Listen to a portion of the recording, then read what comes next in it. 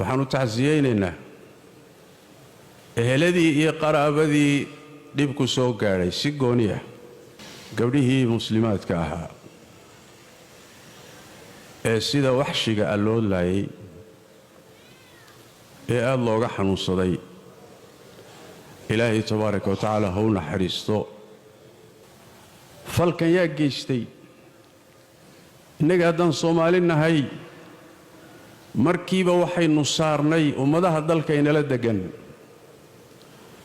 لأن فالكو سوء دعي يفول حمديسة أيا روح مسلمة أن كسورو بكرين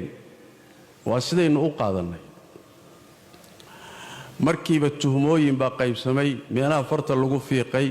ميدياها لقاها اللي أرنكاسي وحا يهدين له بصده مركي وحدعان